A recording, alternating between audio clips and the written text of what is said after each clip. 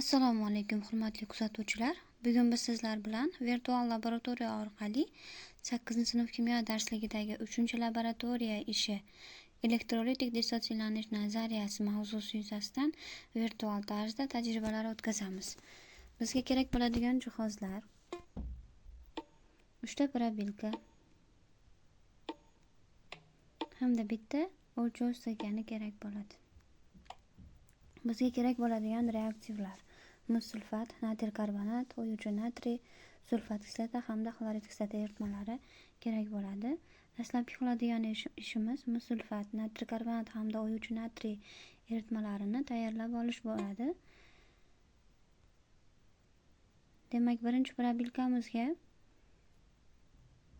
natriy gidroksid ishqoridan solamiz. 3 gram miqdorida natriy gidroksid ishqoridan solamiz. Ikkinchi probilkamizga natriy karbonat tuzimizdan solamiz.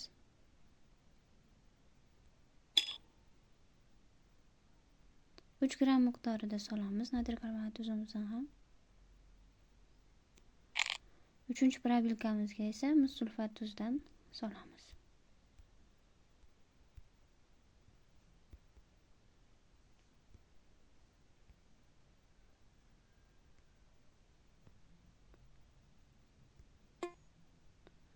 Sulfat tuzimizdan ham 3 gram solamiz. Eritmalarni hosil qilish uchun ustidan 15 ml suv quyib chiqamiz.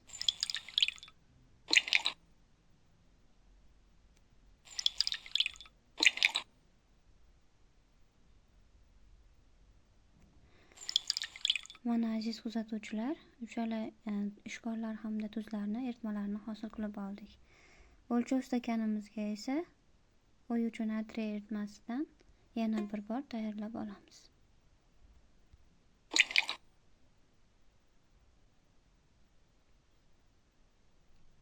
o'n 15 ml suv quyamiz hamda unga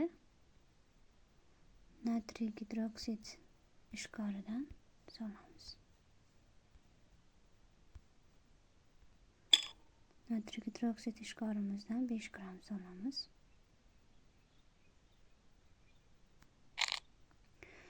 Mana aziz o'quvchilar, barcha bizga kerak bo'lgan eritmalarni tayyorlab oldik. Endi qiladigan ishimiz har bitta probilkada sifat reaksiyalarini amalga oshirish. Demak, birinchi